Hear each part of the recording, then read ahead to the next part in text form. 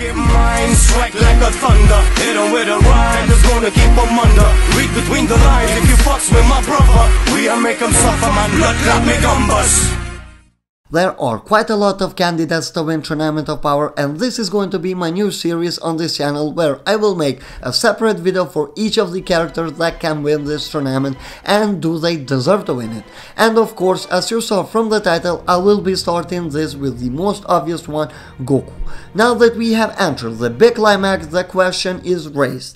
Does Goku deserve to win Tournament of Power or not? We will see and come to a conclusion by the end of this video, but before that, subscribe with notifications enabled so you don't miss out in any further of this series or any other type of videos that I will make on this channel. So now let's begin. Tournament of Power first started because of Goku, more or less, as he at first appeared to be this big villain that is putting other universes into trouble and risking their existence.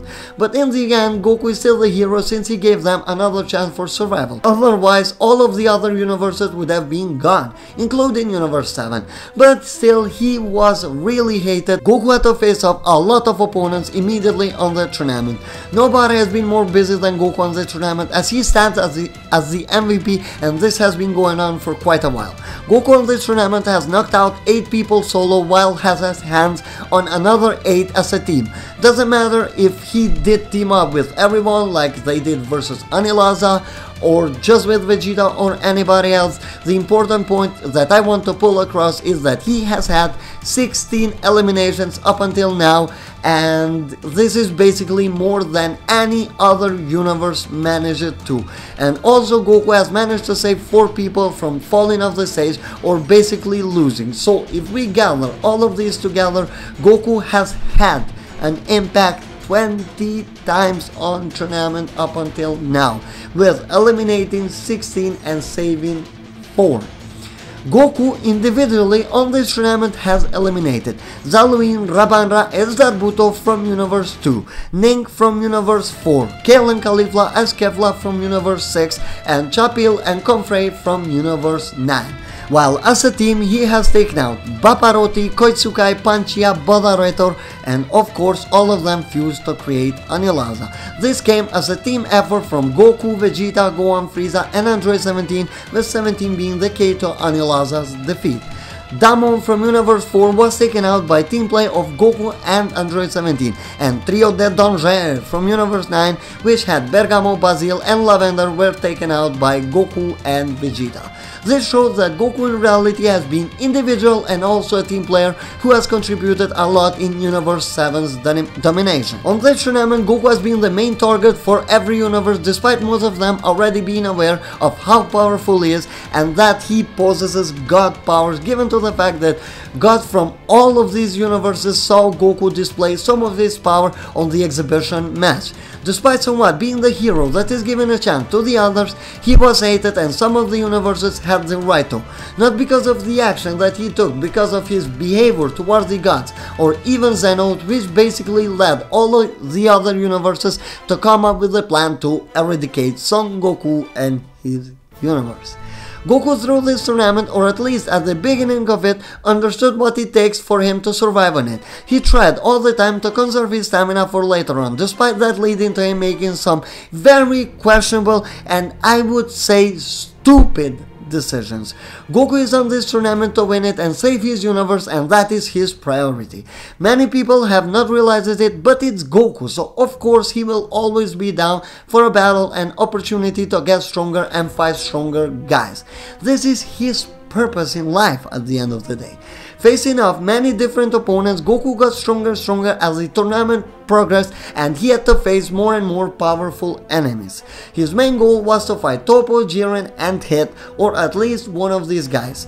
But he really didn't do the math well, as the tournament started with Goku trying to find and fight Toppo and continue their battle that they had left off.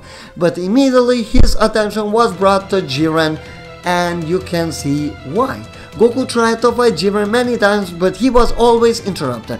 But unlike the others, Goku doesn't get annoyed. He wants to fight more and more people, and not just because he was targeted and he is just that #1 guy, but because he wants to fight the others. That wasn't annoying for Goku at all. He enjoyed that.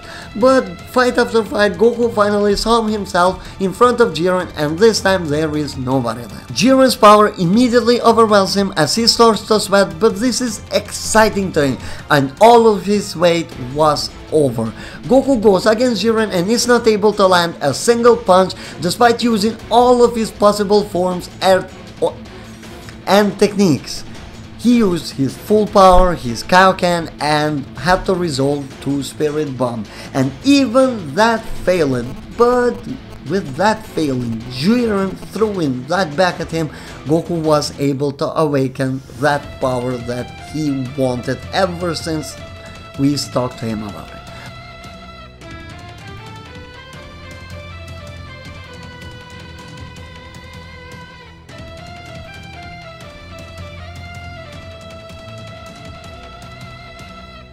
Ultra Instinct showed up.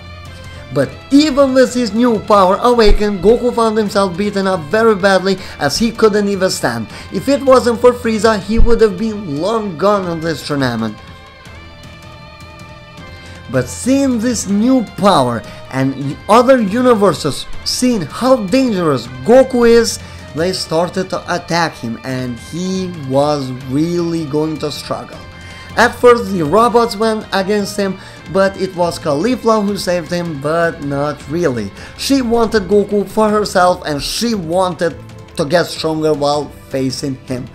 With barely any stamina, Goku accepted the challenge with the idea that he's going to be recovering it while fighting, which is going to take a lot of more effort and focus. Long story short, Goku faced Caulifla. He had the upper hand. Even he had the upper hand on Kale when she joined the battle, but still these two resolved to using the Potara earrings to create Kefla, who was the second strongest warrior that Goku had to face on this tournament, and that led to Goku using Ultra Instinct again, or Ultra Instinct being triggered within Goku.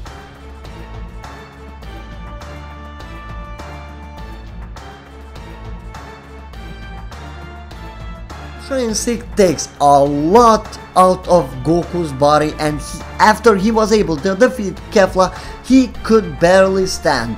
Well, immediately Universe 2 goes against him and he requires help, and Android 17 and 18 are really happy to do it. But still, Goku still had to do his own thing. He managed to recover his stamina just a little bit. I know that for some people this was a problem, but it really didn't bother me as much because this guy's body's psychic is far different from ours, so I wouldn't really pay a lot of attention. Goku led his team, despite not being the leader, to take out Universe 2 and Universe 3 to finally be left off with only Universe 11, who have their stamina full because they barely had any fights. Goku was just lucky enough that Vegeta is powerful and was able to hold off Jiren. Now we can finally say that after episode 122, Goku is finally fully recovered and ready to go. Dragon Ball Super episode 123 is finally going to have Goku on his full stamina, despite him recovering it quite fast. It was never stated that he recovered it fully, it was always him pushing himself more and more to get the job done, but episode 123 is going to have a rested Goku and good to go. We have entered the big climax, which is of course going to have Goku versus Jiren as the big fight, and we can say that that fight is going to determine which universe is going to win. But still, that doesn't really mean that other characters don't have any chance. My next video is possibly going to be for Vegeta or Jiren, one of these two, and the last video that I'm going to do is I'm going to examine both universes and see if they really deserve to win this tournament. As for this video, let me know if you think that after all this struggle that Goku has had on this tournament, if he deserves to win it or not. If he doesn't, well, let me know why you think he doesn't.